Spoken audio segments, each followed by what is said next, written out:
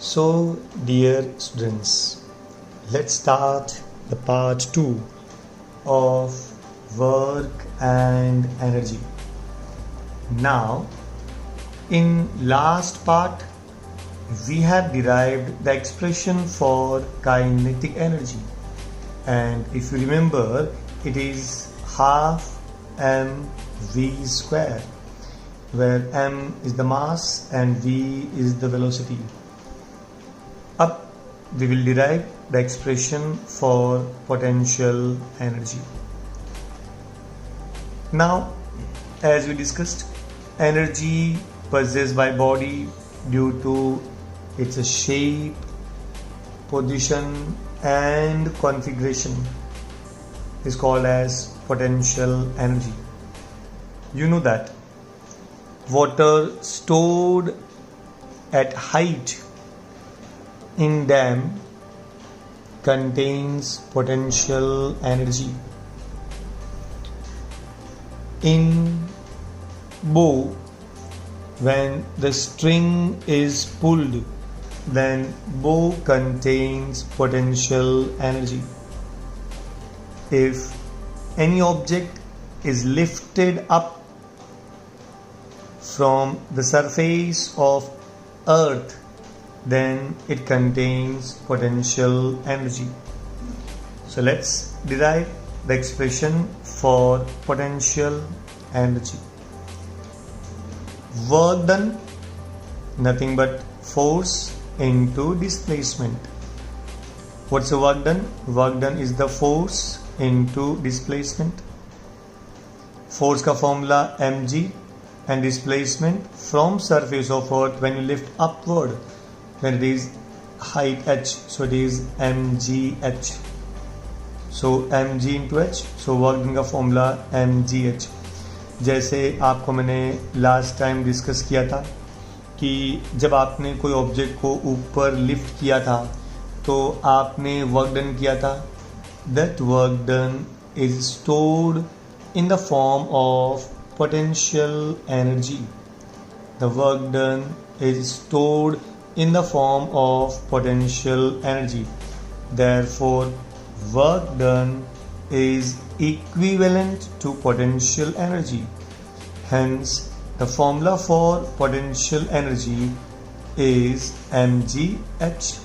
So, please remember the formula for potential energy is mgh, where m is the mass, g is acceleration due to gravity, and h is the height from surface of earth. Now, you know that you will observe that different types of energy can be converted from one form to another.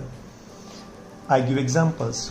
Diwali पे जब आप पटाखे फोड़ते हैं, पटाखा contains chemical energy, उसके अंदर कई सारे केमिकल्स रहते हैं और जैसे ही आप उनको आग लगाएंगे, आई मीन इग्नाइट करेंगे, मतलब तिल लगाएंगे, मतलब जब उनको आप हल्का सा जैसे फायर टच करेंगे तो you will observe that chemical energy will B converted into either sound energy or light energy or both sound as well as light.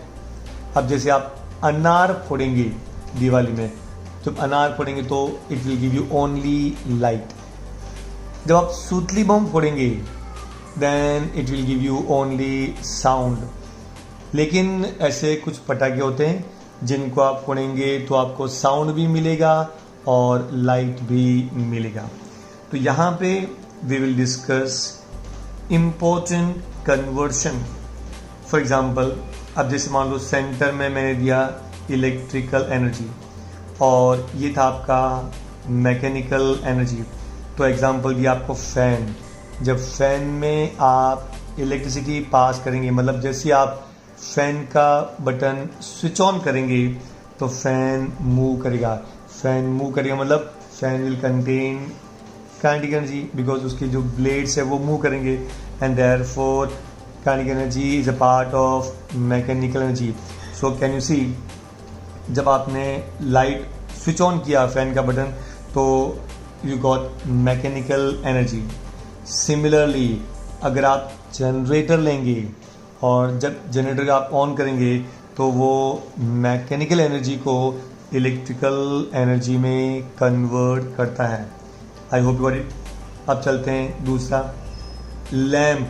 जैसे आप लैम्प का बटन स्विच ऑन करेंगे तो आपको लाइट मिलेगा, and therefore from electric energy you will get the light energy using the lamp. उल्टा करो, जब आप लाइट जलाएंगे, जब लाइट फॉल होता है सोलार सेल पे तो आपको इलेक्ट्रिसिटी जनरेट होता है। सोलार पावर, आजकल अपने इंडिया के अंदर सोलार पावर को विशेष महत्व दिया जा रहा है क्योंकि ये सबसे क्लीन सोर्स ऑफ एनर्जी है। एट द सेम टाइम इसका वन टाइम इन्वेस्टमेंट है, फिर लाइफ लॉन्ग फ्री में चलता है। हाँ, ये अलग बात है कि स्टार्टिंग में काफ़ी खर्चा होता है, लेकिन एक बार खर्चा हो गया तो उसके बाद में लाइफ लॉन्ग उसमें कोई मेंटेनेंस नहीं है।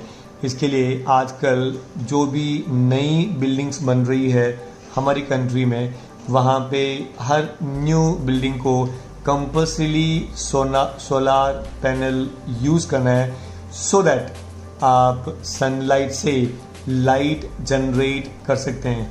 और अगर आपने ज़्यादा लाइट जनरेट किया तो आप अपने पड़ोस में बेच भी सकते हैं और उसका आपको प्रॉफिट भी मिलेगा। So remember, from now onwards many buildings in different parts of Indian cities you will find production of solar energy. I hope you got it. तीसरे चलते हैं, केमिकल एनर्जी। अब जैसे फॉर एग्जांपल अगर आपने जैसे सेल लिया, पेंसिल सेल, एग्जांपल मानो तो एवरेडी, ड्यूरासेल, बीपीएल, पैनासोनिक, इसे भी प्राइमरी सेल मतलब ड्राई सेल, जो हम लोग देखो ना घड़ी के अंदर पीछे एक सेल या दो सेल हम लोग यूज़ करते हैं तो उसको बोलते हैं primary cell, also named as dry cell. तो ड्राई सेल के अंदर केमिकल एनर्जी रहता है और वो कन्वर्ट करता है इलेक्ट्रिक एनर्जी में, मतलब आपको इलेक्ट्रिसिटी मिलेगा। उल्टा जो बैटरी होता है अपने घर में, इन्वर्टर का बैटरी याद है, बड़ा बड़ा ब्लैक कलर का या वाइट कलर का आपने दिखा देगा, तो जब कभी लाइट जाती है तो हम लोग, बैटरी होती है हमारी, और जैसे ही वो बैटरी ऑन होती है तो अपने घर में लाइट आती है। इसका मतलब that converts light electric energy into chemical energy, मतलब वो बैटरी वापस चार्ज होती है और चार्ज होने के बाद में वापस अपने को इलेक्ट्रिसिटी मिल सकती है।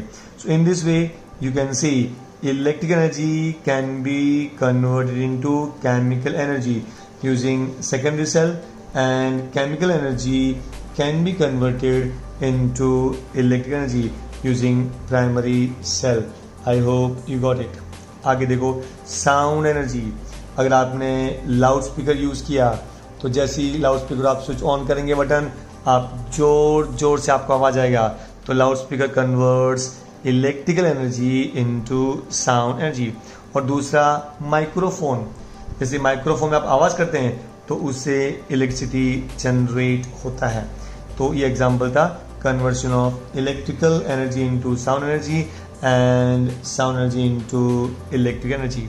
उसके बाद में हीट एनर्जी, हीटर, आप देखा रहेगा कि खाना पकाने के लिए जो हम लोग red hot we use the nichrome wire, तो जैसे ही आप बटन ऑन करेंगे नाइक्रोम वायर का, then the wire becomes red hot and आप खाना पका सकते हैं।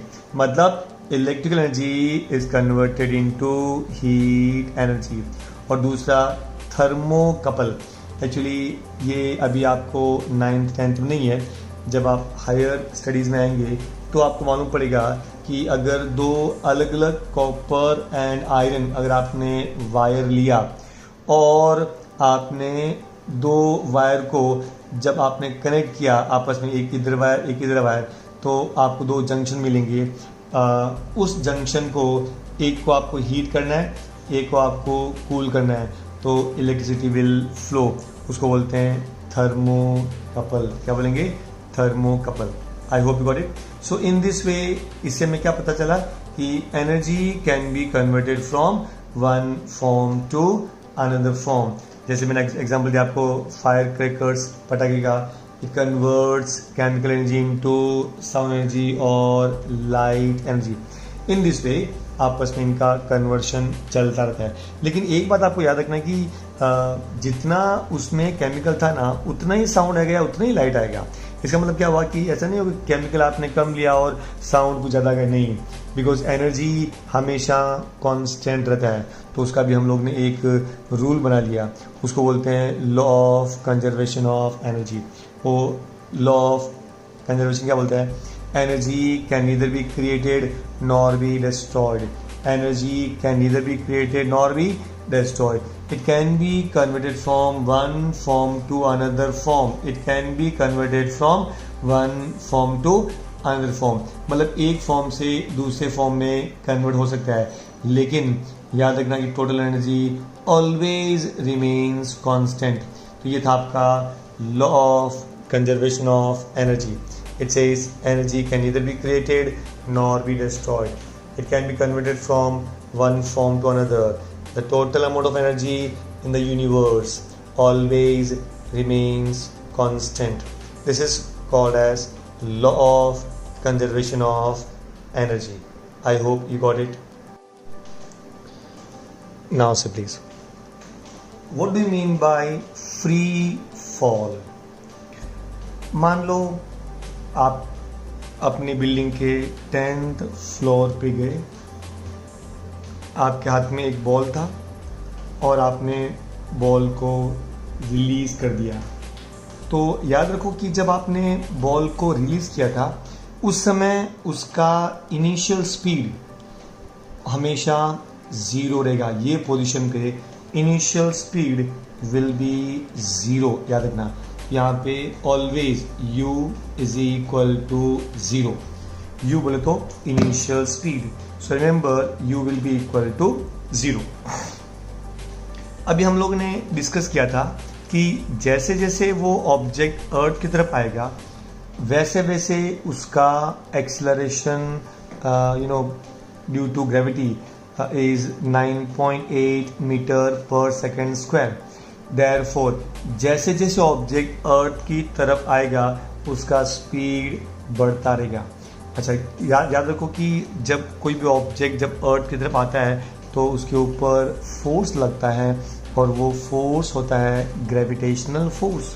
उस ग्रेविटेशनल फोर्स की वजह से एक्सेलरेशन प्रोड्यूस होता है, क्योंकि force is equal to mass into acceleration. जब एक्सेलरेशन का मतलब होता है कि rate of change of velocity, मतलब वेलोसिटी चेंज हो रही है। अच्छा, वो भी कांस्टेंट, क्योंकि acceleration due to gravity of earth is approximately 9.8 metre per second square. तो कहना मतलब ये हुआ कि every second the speed of object will increase by 9.8 metre per second. I hope you got it. आपको सब समझ रहा है अभी? तो जैसे आपने बॉडी को अलाउ किया फॉल होने के लिए, तो जैसे जैसे वो नीचे जाएगा, वैसे वैसे उसका एनर्जी, आई मीन टू से उसका वेलोसिटी बढ़ता रहेगा। अब चलते हैं, हमारे पास में 3 पॉइंट है। जहाँ से आपने बॉडी को रिलीज किया, उसको हमने नाम दे दिया A। फिर कुछ डिस्टेंस x ट्रेवल करने के बाद में हमने एक पॉइंट लिया जिसका नाम दे दिया B, और जो अर्थ है, जो ग्राउंड है, उसको हमने नाम दे दिया C।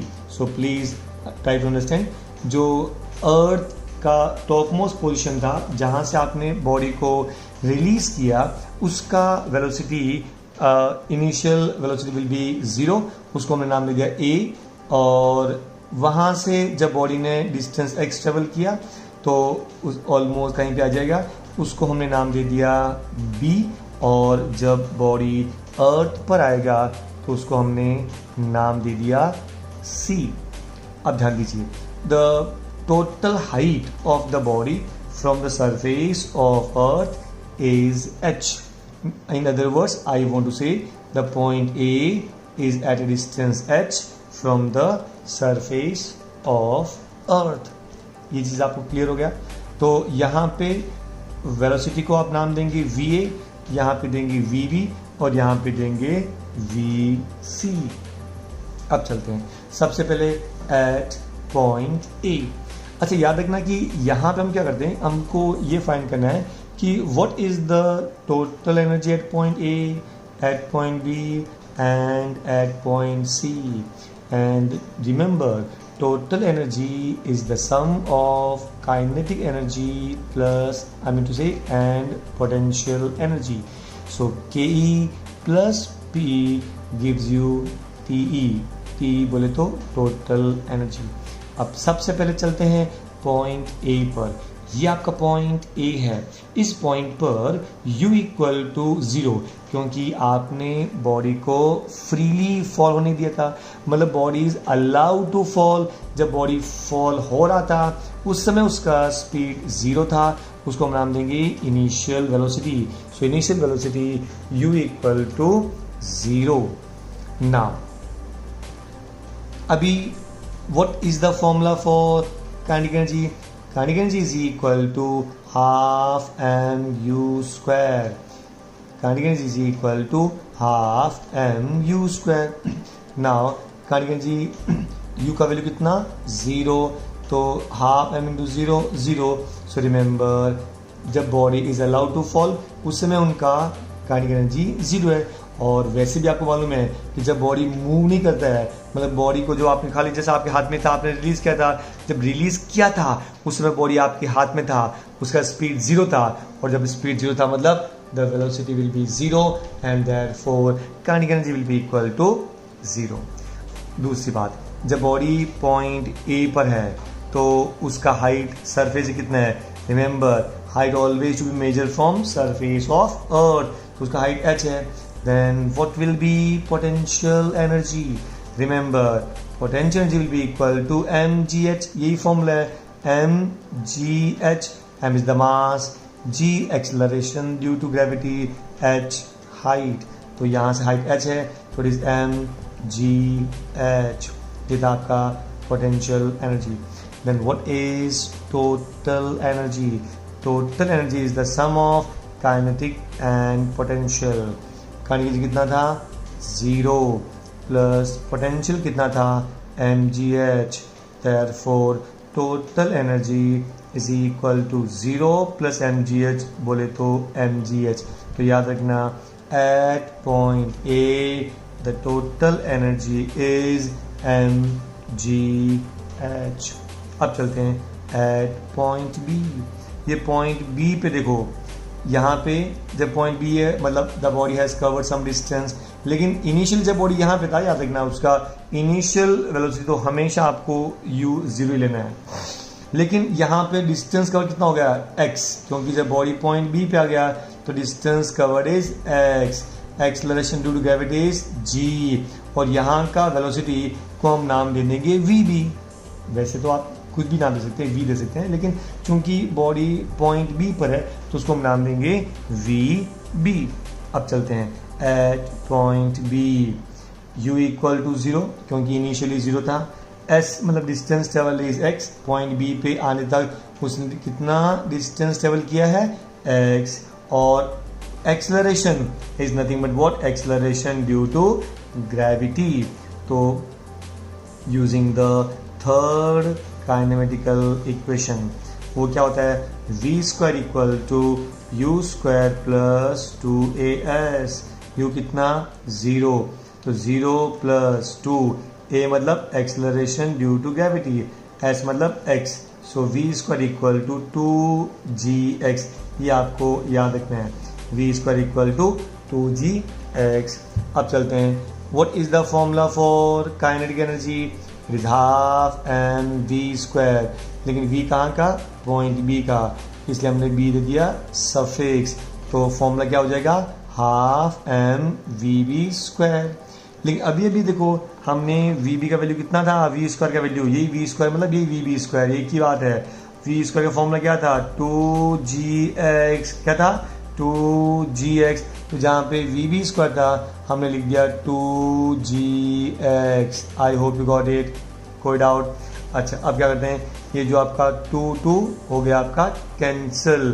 तो अगर आपने यहाँ पे 2 कैंसिल कर दिया तो पीछे क्या बचेगा, it is m g x. ये आपका फॉर्मूला हो गया kinetic energy. So kinetic energy equal to M g x. अब चलते हैं पोटेंशियल।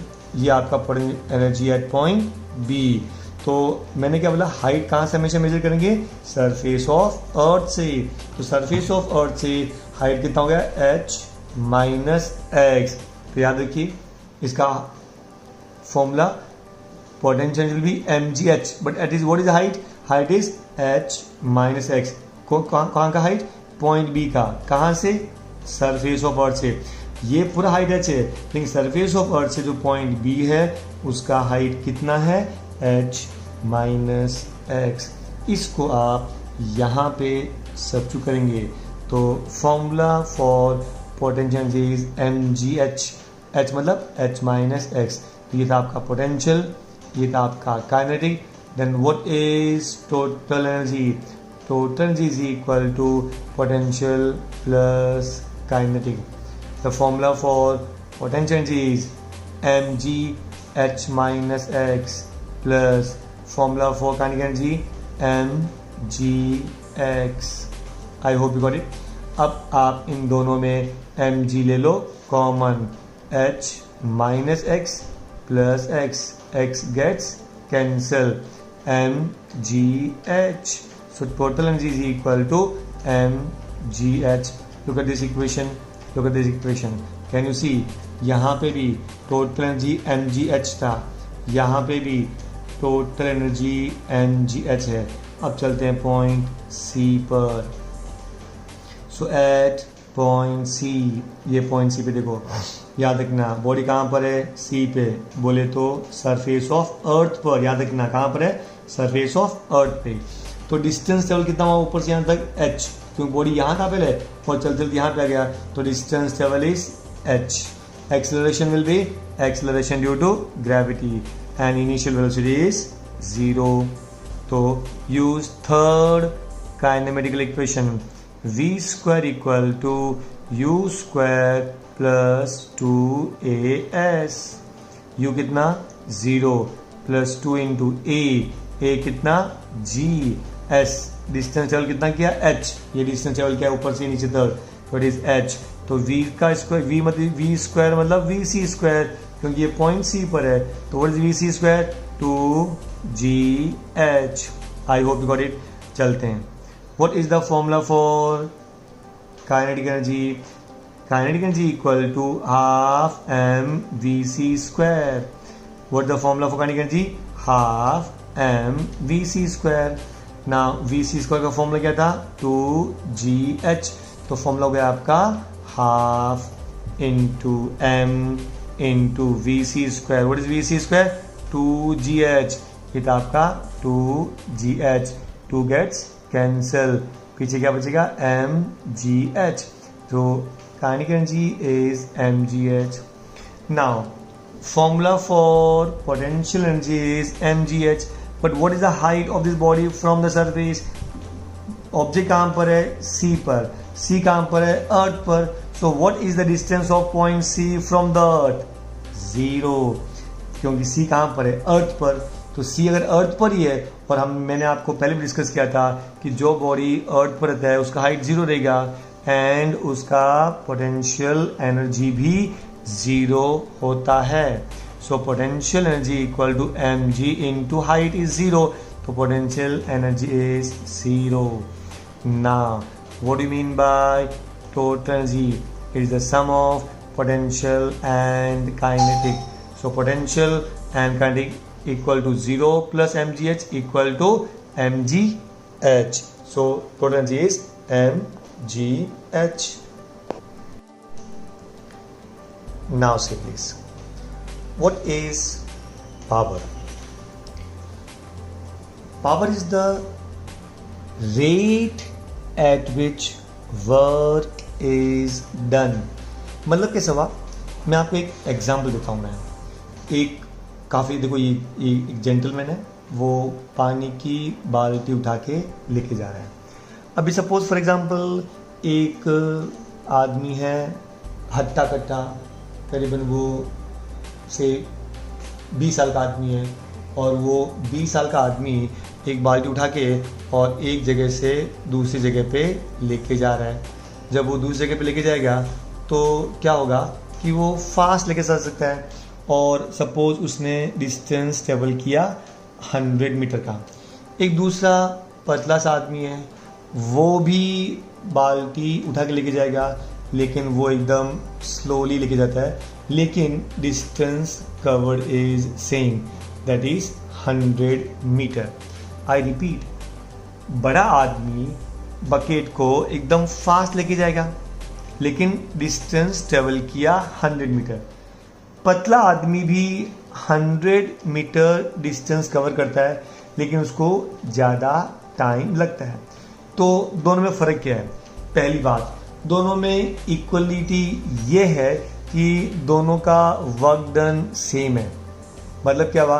क्योंकि वर्क डन डिपेंड करता है डिस्प्लेसमेंट में। क्योंकि दोनों का डिस्प्लेसमेंट सेम है, therefore work done is same. लेकिन मोटे आदमी ने काम फास्ट किया, इसलिए उसमें पावर ज़्यादा, और दूसरे आदमी ने एकदम स्लो काम किया है क्योंकि उसके पास पावर कम। आपको समझ गया? तो कहना मतलब ये हुआ कि आपको काम उतने करना है, लेकिन अगर आपने टाइम कम लिया तो पावर ज़्यादा, और टाइम ज़्यादा लिया तो पावर कम। मतलब काम करने की जो रेट है उसको हम लोग पावर बोलेंगे। आपको समझ गया? अच्छा, हमारे घर के अंदर देखो, बिल्डिंग के अंदर हम लोग एकदम टॉप पे बिल्डिंग का जब पानी की टंकी रहती है, उस टैंक में से पानी नीचे आता है, लेकिन उस पानी को चलाने के लिए अपने पास मोटर रहती है। तो हम क्या करते हैं, वैसे तो कोई भी नॉर्मल मोटर भी पानी ऊपर चला सकती है, लेकिन अगर आपको ज़्यादा अमाउंट में चाहिए, फास्ट चाहिए, तो आपको ज़्यादा स्ट्रॉन्ग मोटर यूज़ करना पड़ेगा, क्योंकि उसका कैपेसिटी ज़्यादा रहता है। I hope you got it. तो मेरा कहने का मतलब ये था कि capacity to do work is called as power. मतलब the rate at which work is done, I repeat, the rate at which work is done is called as power, and power equal to work upon time, power equal to W upon T, work upon time। तो unit क्या देगा? Joule पर second, और joule पर second को आपको unit बोलेंगे what, याद रखना है, WATT, एंड सिंबल हो गया आपका वॉट। तो जूल पर सेकेंड और वॉट। अच्छा, इसका एक स्टैंडर्ड यूनिट है हॉर्स पावर, जिसको हम लोग शॉर्टकट में बोलते हैं HP। जैसे हम लोग पूछते हैं, अरे भाई तुम्हारी बिल्डिंग में कितने HP की मोटर है, याद रखना, हमेशा पूछते हैं HP बोले तो horse power. I hope you got it. So 1 HP equal to 746 watt. I repeat, 1 HP, 1 horse power equal to 746 watt. एक नया यूनिट भी है किलो वोट, बोले तो 1000 वोट। किलो वोट बोले तो 1000 वोट। अच्छा, डिफाइन करो। So 1 watt equal to 1 joule upon 1 second. So कैसे डिफाइन करेंगे? The power is said to be 1 watt if 1 joule of work is done in 1 second. I repeat, power of a machine is said to be 1 watt if 1 joule of work is done in 1 second. I hope you got it. Now, unit of energy is kilowatt hour. अपने घर में electric का bill आता है ना, वो कैसे आता है? आपका चेहरा देख के नहीं, या आपके घर में कितने आदमी वो देख के नहीं, या आपका घर कितना बड़ा है वो देख के नहीं, बल्कि ये देख के कि आपने कितना कंज्यूम किया है एनर्जी। फॉर एग्जांपल, अगर मान लो पड़ा आप घर में 3 लोग ही हैं, डैडी, मम्मी और आप, लेकिन आप बहुत इनडिसिप्लिन है, मालूम पड़ा किचन का लाइट भी ऑन है, AC भी ऑन है, गीज़र भी ऑन है, TV चल रहा है, सब कुछ चल रहा है। मतलब actually if you are very indiscipline, तो भले ही हमारे घर में 2-3 आदमी हैं, लेकिन पावर ज़्यादा होगा, हम लोग ज़्यादा एनर्जी कंज्यूम करें। But remember, you have to save electricity so that it can utilize for other people. ये अपना कर्तव्य भी है और ये अपना मतलब कि ज़रूरत भी है अपने समय के हिसाब से। So remember, we have to save electricity, we have to save water. अभी तो जैसे मैंने कहा था, अपने घर में जब बिल आता है तो वो नंबर ऑफ यूनिट्स देख के आता है।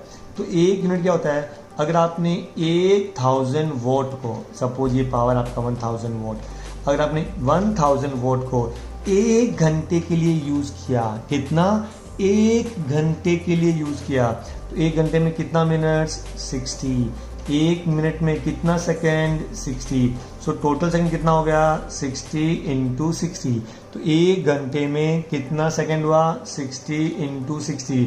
I hope you got it. तो 1 किलोवाट मतलब 1000 वोट, 1 आवर मतलब 60 इंटू 60 सेकेंड्स। अगर इसको आप मल्टीप्लाई करेंगे तो 1 2 3 4 5 0, तो उसमें 5 0 हो गया और साथ में 6 इंटू 6 36।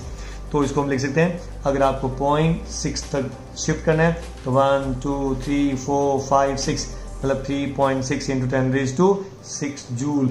ये हो गया आपका 1 unit of energy. With this we complete your chapter work and energy। अब थोड़े से आपके जो फॉर्मूले हैं वो चेक कर लेते हैं, उसके बाद में we will solve the sums। So important formula, what's work done, force into displacement, or Fs cos theta। What is the formula for kinetic energy, half mv²। What is the formula for potential energy, mgh। What is total energy, potential energy plus kinetic energy। What's the power, the rate at which work is done, power equal to W upon T। And what is the 1 unit of energy, 3.6 into 10⁻⁶ joule। So with this we complete your theory part of chapter. In the next video we'll start the sums. Till then, have a nice time.